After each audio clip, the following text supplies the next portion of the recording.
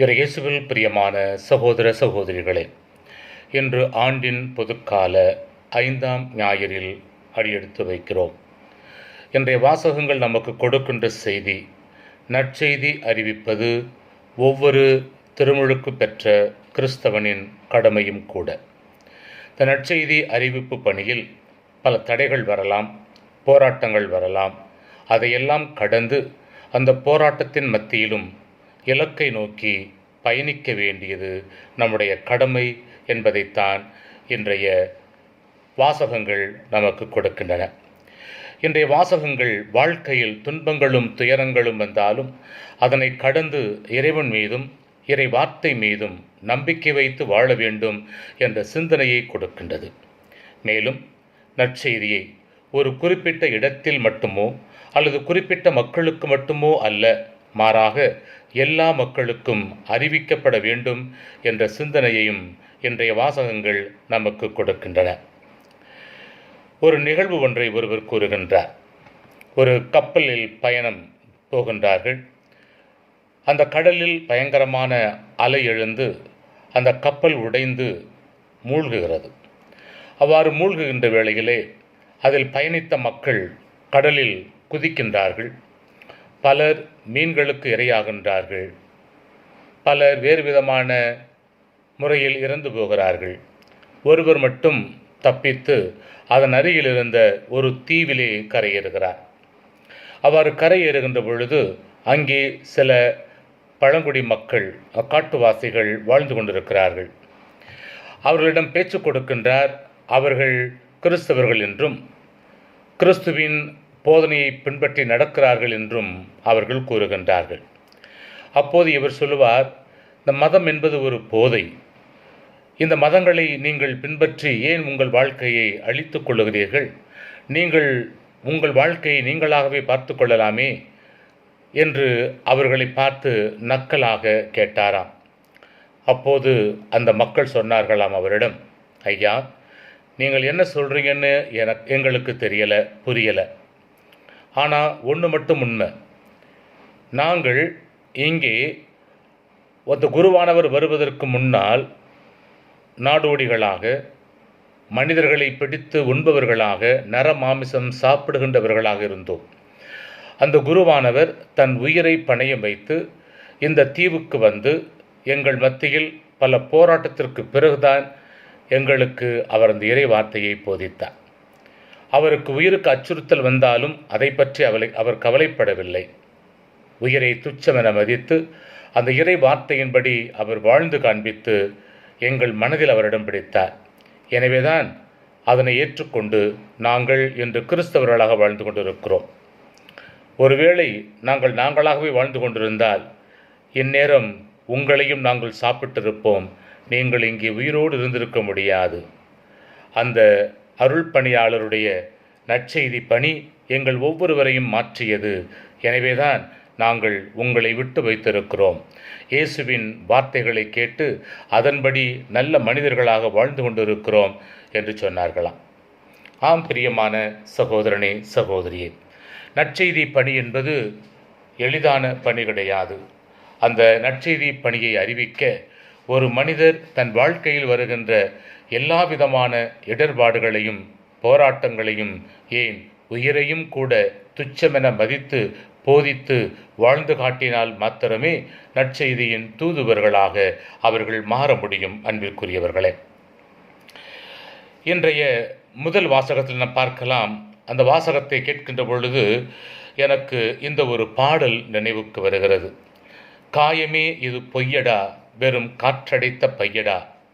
இந்த பாடலின் வரிகளை கேட்டிருக்கலாம் நீங்களும் கூட.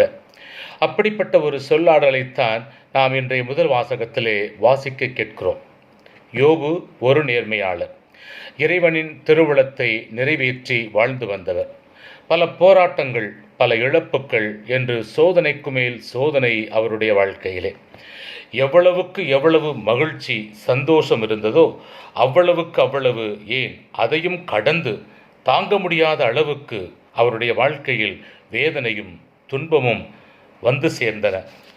ஏண்டா அந்த உலகத்தில் வாழுகிறோம், சாவு வராதா என்று சொல்லக்கூடிய அளவுக்கு அவர் தன் வாழ்க்கையில் போராட்டங்களை சந்தித்தார். யோபுவின் போராட்டத்தைத்தான் இன்றைய முதல் வாசகம் நமக்கு தெளிவாக கூறுகின்றது. மண்ணில் வாழ்வது மனிதருக்கு போராட்டம். அவருடைய வார்த்தைகளை உற்று கவனித்தால் அந்த வார்த்தைகள் சொல்வது இதுதான்: நிழலுக்கு ஏங்கும் அடிமை போல, கூலிக்கு காத்திருக்கும் வேலையால் போல என் வாழ்க்கை மாறிப்போனது. இன்னல் மிகு இரவுகள், தூக்கமில்லா இரவுகள் என்று பட்டியல் போட்டுக்கொண்டே போவதை நாம் பார்க்கலாம். அது மட்டுமல்ல, அவருடைய வாழ்க்கையில் அவர் சந்தித்த போராட்டம். அவர் உடல் எப்படி ஆனது என்றால், புழுவும் புழுதி படலமும் உடலை போர்த்தியதாம். தோல் வெடித்து சீழ் வடிந்து அருவருக்கத்தக்க நிலையை அடைந்து விட்டேன் என்று கூறுகின்றார், கதறுகின்றார். நாம் சாதாரண ஒரு சின்ன கட்டி வந்து சீல் வைத்தாலே உயிர் போகின்ற அளவுக்கு வேதனை இருக்கின்ற பொழுது, அவர் உடல் முழுவதும் இப்படிப்பட்ட ஒரு நோய் வந்தால் எப்படி இருக்கும் நினைத்து பாருங்கள் அன்பிற்குரியவர்களே. எனது உயிர் வெறும் காற்றே என்பதை நினைவு கூறுவீர் என்று மிகுந்த வேதனையோடு புலம்பினாலும் அவரின் வாழ்க்கை பாடம் நமக்கு கொடுப்பது என்ன தெரியுமா? எவ்வளவு துன்பங்கள் வந்தாலும் அதை ஏற்றுக்கொண்டு கடவுள் காட்டிய வழியில் வாழ்ந்தால் நமக்கு விடுதலை கிடைக்கும். இந்த போராட்டம் முடிவுக்கு வரும், நாமும் மகிழ்ச்சியாக வாழ்வோம் என்ற செய்தியினைத்தான் யோபுவின் வாழ்க்கை பாடம் நமக்கு கற்றுக் கொடுக்கின்றது. சாத்தானின் கரங்கள் ஓங்கி நேர்மையாளரான யோபு சோதிக்கப்பட்டாலும் அவர் விசுவாசத்தில் வீழ்ந்து விடவில்லை. அனைத்திலும் வெற்றி பெற்று கடவுளுக்கு பெருமை சேர்த்தார், கடவுளுக்கு வெற்றி தேடித் தந்தார் என்பதேயாகும். இதுதான் யோபு என்ற மனிதர் நமக்கு கொடுக்கின்ற நற்செய்தி. துன்பத்தைக் கண்டு துவண்டு விடாதே, கடவுளை பற்றிக்கொள், உனக்கு வெற்றி கிடைக்கும் என்பது. இந்த இரண்டாவது வாசகமானது கொரிந்து நகருக்கு எழுதிய முதல் திருமுகத்திலிருந்து கொடுக்கப்பட்டிருக்கின்றது. இந்த கொரிந்து நகர மக்கள் ஆன்மீகத்திலும் அறிவிலும் சிறந்து விளங்கிய மக்கள். கொரிந்து நகரமும் அறிவிலும் ஆன்மீகத்திலும் சிறந்து விளங்கியது. அவர்கள் மத்தியில் கிறிஸ்தவ மதம் என்பது மற்ற மதங்களைப் போல ஒன்றாகத்தான் இருந்தது. இதனை இயேசு கிறிஸ்து என்பவர் தொடங்கினார் என்ற எண்ணமே அந்த மக்கள் மத்தியில் மேலோங்கி இருந்தது. அவர்கள் மத்தியில் வாழ்ந்த பவுலடியார் அந்த கிறிஸ்துவை பற்றிய நற்செய்தியை அறிவிக்க இறைவன் என்னை தேர்ந்தெடுத்தார் என்ற ஒரு செய்தியை கொடுக்கின்றார். இன்று நற்செய்தி அறிவிப்பது என்பது ஒரு கௌரவமாக இருக்கலாம், பெருமையாக இருக்கலாம். ஆனால் இது தற்பெருமைக்காகவோ சுயநலத்திற்காகவோ செய்யப்படக்கூடிய வேலை இல்லை. இது ஒரு கௌரவமான வேலை என்பதை விட இது கடவுள் கொடுத்த கட்டளை. அவருடைய இறைப்பணியை நாம் தொடர்ந்து ஆற்றுகின்றோம் என்ற உண்மையை நாம் உணர வேண்டும். இதைத்தான் பவுலடியார் கூறுகின்றார், இது என்மேல் சுமத்தப்பட்ட கடமை என்கிறார். இதை விரும்பிச் செய்தால் எனக்கு கைமாறு உண்டு, விரும்பாவிட்டாலும் என்னிடம் ஒப்படைக்கப்பட்ட பொறுப்பாக இருக்கின்றது. இதனை இறைவாக்கினர் யோனா வாழ்க்கையில் நாம் பார்க்கலாம். கடந்த வாரம் அவருடைய வாழ்வை பற்றித்தான் நாம் பார்த்தோம். அவர் நினிவே நகருக்கு நற்செய்தி அறிவிக்க இறைவனால் அனுப்பப்பட்ட பொழுது அவர் அதற்கு இணங்கவில்லை. அந்த விருப்பத்திற்கு எதிராக அவர் செயல்பட்டார். எனவேதான் தப்பி ஓடிப்போனவரை மீண்டுமாய் தான் அனுப்ப விரும்பிய ஊருக்கே ஒரு நிகழ்வு மூலமாக அனுப்புவதை நாம் பார்க்கிறோம். அவருக்கு விருப்பம் இல்லாமல் இருந்தாலும் ஆனாலும் அவரால் இதனை செய்யாமல் நிம்மதியாக இருக்க முடியவில்லை. கொடுக்கப்பட்ட பொறுப்பை செய்ய வேண்டிய கட்டாயம் யோனாவுக்கு வந்ததை நாம் அறிவோம். அன்பிற்குரியவர்களே, கைமாறு என்றவுடன் நாம் நினைக்கலாம் பெரிய தொகை கிடைக்கப் போகிறது அல்லது பெரிய ஏதாவது ஆதாயம் கிடைக்கப் போகிறது என்று. அதுதான் இல்லை. பவுலடியார் தெளிவாக கூறுகிறார், அந்த கைமாறு என்பது கொரிந்து மக்களுக்கு எந்த செலவும் இல்லாமல் நற்செய்தியை அறிவிப்பதில் வருகின்ற மன நிறைவே. அந்த மன நிறைவு தான் இறைவன் கொடுக்கின்ற அந்த மிக பெரிய தொகை. அன்பிற்குரியவர்களே, கைமாறு என்பது அதுதான். இதைத்தான் பவுலடியார் கூறுகிறார். நான் நற்செய்தி அறிவிப்போருக்கு உரிய உரிமையை கொஞ்சம் கூட பயன்படுத்தவில்லை என்று பெருமையாக கூறுகின்றார். பவுலடியாருக்கு இந்த நற்செய்தி அறிவிப்பது என்பது வெறும் பணி அல்ல, மாறாக இறைவனே கொடுத்த ஒரு கட்டளை. அந்த கட்டளையை நிறைவேற்றுவது என் கடமை என்ற உணர்வோடு எடுத்துச் சென்றவர்தான் பவுலடியார். இவருடைய இந்த அயராத உழைப்புத்தான் கிறிஸ்துவை புறவினத்து மக்கள் மத்தியில் கொண்டு வந்தது. யூதர்கள் கடந்து, ஏற்றுக்கொள்ளாத யூதர்களை கடந்து புறவினத்து மக்களுக்கு கிறிஸ்துவின் நற்செய்தியை கொண்டு சேர்க்க வேண்டிய மிகப்பெரிய பொறுப்பை உயிர்த்த இயேசு பவுலடியாருக்கு கொடுப்பதை நாம் பார்க்கிறோம். எப்படியாவது ஒரு சிலரை ஏனும் மீட்கும்படி நான் எல்லோருக்கும் எல்லாமும் ஆனேன் என்று அவர் கூறுவதிலிருந்து அவர் எவ்வளவு கடினமாய் உழைத்து நற்செய்தி பணியாற்றினார் என்பதை உணரலாம் அல்லவா? அன்பிற்குரியவர்களே, இன்றைய நற்செய்தி வாசகம் இயேசுவின் செயல்பாடுகளையும் சீடர்களின் மனித இயல்பையும் வெளிப்படுத்துகின்றது.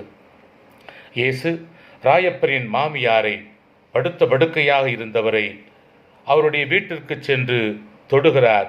தொட்டவுடன் அவர் சுகமாகுகிறார். அவர் சுகமடைந்தவுடனே தன் வீட்டு வேலைகளை கவனிக்கத் தொடங்குகிறார். வீட்டு வேலைகள் என்பது இயேசுவுக்கும் அவருடைய சீடர்களுக்கும் பரிமாறுகின்ற ஒரு அற்புதமான ஒரு செயல். தான் உடம்புக்கு சரியில்லை, இப்போதுதான் எழுந்திருக்கிறேன் என்று அவர் சாக்கு போக்கு சொல்லி ஓய்வெடுக்கவில்லை. மாறாக சுகம் கிடைத்தவுடனேயே எழுந்து தன் செயல்பாடுகளை தொடங்க ஆரம்பிக்கின்றார். அதுதான் வாழ்க்கையின் யதார்த்தமும் கூட. அதனை கேள்விப்பட்டு பல்வேறு நோயாளிகள், தீய ஆவியால் பாதிக்கப்பட்டோர் என்று பலர் இயேசுவிடம் வருகிறார்கள். இயேசுவிடம் வந்த ஒவ்வொருவருக்கும் அவர் விடுதலை கொடுப்பதை நாம் பார்க்கலாம். இயேசு செய்த செயலால் சீடர்களுக்கு பெரிய பெயர் கிடைக்கின்றது. மிகப்பெரிய ஒரு குருவுடைய சீடர்கள் நாங்கள் என்ற ஒரு பெருமையோடு அவர்கள் வலம் வந்து கொண்டிருக்கிறார்கள். இந்த பெருமையினால் அவர்கள் தங்களின் காலர்களை கூட தூக்கிவிட்டு கொண்டு போவதை நாம் பார்க்கலாம். ஆனால் இயேசு எவ்வளவு உழைத்தாலும் இந்த செயல்களை செய்ய துணையாக இருந்த இறைவனிடம் தொடர்ந்து மன்றாட வேண்டும். இன்னும் பல காரியங்கள் செய்வதற்கு தந்தையின் துணை, தந்தையின் ஆசி வேண்டும் என்று உணர்கின்றார். எனவேதான் அந்த தேவையான சக்தியை பெற்றுக்கொள்வதற்காக அவர் அதிகாலையில் கருக்களில் எழுந்து ஜெபிக்கச் செல்லுகின்றார் என்று நற்செய்தியிலே பார்க்கின்றோம். அன்பிற்குரியவர்களே, இந்த காலகட்டத்தில் நாம் எலக்ட்ரானிக்ஸ் பொருட்களை பயன்படுத்தாதவர் யாரும் இல்லை என்று சொல்லிவிடலாம். செல்ஃபோனாக இருக்கலாம், லேப்டாப்பாக இருக்கலாம், அல்லது பாம் டேப் என்று பலவிதமான எலக்ட்ரானிக் கேஜெட்ஸ் இன்று நம்முடைய கரங்களில் தவழ்ந்து கொண்டிருக்கிறது. பல்வேறு விதமான கேஜெட்ஸுகள். இவைகளில் பல பொருட்கள் பேட்டரியினால் இயங்கக்கூடியவை. ஆக நாம் பயன்படுத்துகின்ற பொருட்களில் குறிப்பாக மடிக்கணினி, அலைபேசி, கடிகாரம் அல்லது பேட்டரி துணையோடு எரியும் விளக்கு, இவை அனைத்திற்கும் தேவையான சக்தி, அந்த மின் சக்தி. இந்த பேட்டரியின் சக்தி குறைந்தவுடன் நாம் என்ன செய்கிறோம்? உடனடியாக நாம் சார்ஜ் போடுகிறோம், ரீசார்ஜ் செய்து கொள்கிறோம். குறிப்பாக அலைபேசி பேட்டரி டவுன் ஆகிவிட்டால் பல பேருடைய வாழ்க்கையை பித்து பிடித்தது போல ஆகிவிடும். வாழ்க்கையே போனது போல ஆகிவிடுவார்கள். அதிலும் குறிப்பாக அவருடைய பவர் பேங்க் மறந்துவிட்டு போனாலும், போகிற இடங்களில் கரண்ட் மின்சாரம் இல்லாவிட்டாலும் அவர்கள் ஆடிப்போய் விடுவதை நாம் பார்க்கிறோம். அன்பிற்குரியவர்களே, நாம் பயன்படுத்துகின்ற பொருள்களுக்கு மட்டுமல்ல, நம்முடைய ஆன்மீக வாழ்விலும் ஜெபம் என்ற அந்த சக்தியை நாம் உடலில் ஏற்றுக்கொள்ள வேண்டும். அதனைத்தான் இயேசு கிறிஸ்து தன் சீடர்களுக்கு முன்மாதிரியாக வாழ்ந்து காட்டுகின்றார். இயேசு தன் தந்தையாம் இறைவனிடமிருந்து சக்தியை பெறாமல் அடுத்த நாள் பணி செய்ய முடியாது என்று உணர்ந்து ஜெபிப்பதற்காக தனிமையான இடத்திற்கு போகிறார் என்று நாம் பார்க்கிறோம். அங்கே போகின்ற பொழுது அவர் இரவு முழுவதும் ஜெபித்துவிட்டு போகிறார்.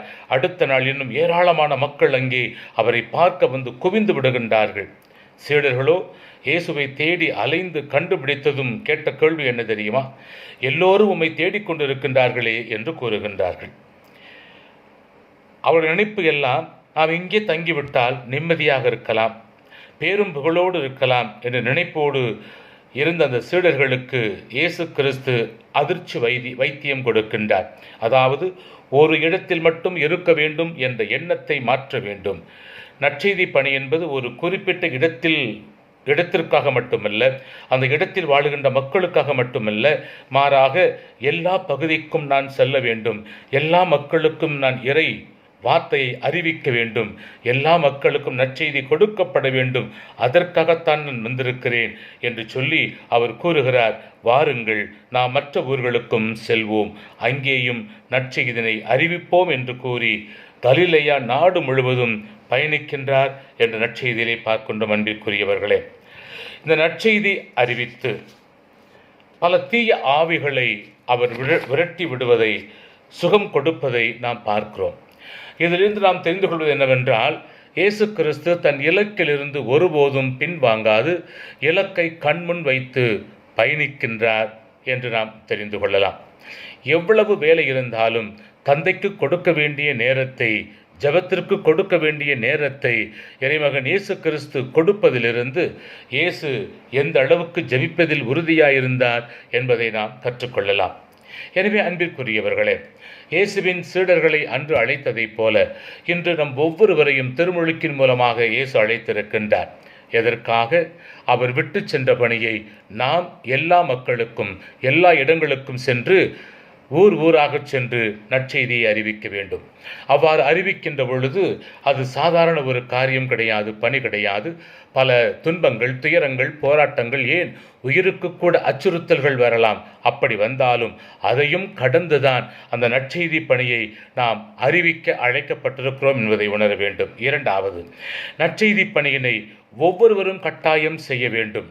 அதாவது திருமுழுக்கு பெற்ற ஒவ்வொருவருக்கும் எவ்வாறு பவுலடியார் சொல்லுகின்றாரோ அது என் மீது சுமத்தப்பட்ட கடமை என்று, அவ்வாறு நாமும் இது கடமை என்று உணர வேண்டும்.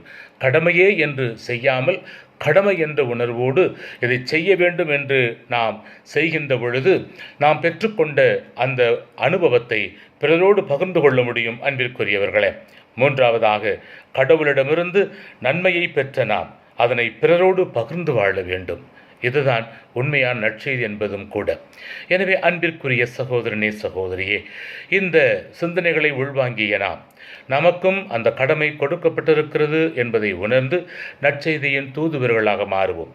எவ்வாறு அந்த குருவானவர் தன் உயிரை பணயம் வைத்து நர மாமிசம் சாப்பிடுகின்ற, மனிதர்களை அடித்து சாப்பிடுகின்றவர்களை கூட மாற்றி இறை வார்த்தையை கொடுத்து நல்லவர்களாக, இறை வார்த்தையின்படி வாழுகின்றவர்களாக மாற்றினாரோ, அதுபோல நாம் சந்திக்கின்ற பல்வேறு தரப்பட்ட மக்கள் மத்தியில் சென்று அவர்களுக்கு கிறிஸ்துவை கொடுக்க முன்வருகின்ற நல்ல நற்செய்தி ஊழியர்களாக மாற வேண்டும் என்பதை மறந்துவிட வேண்டாம் அன்பிற்குரியவர்களே.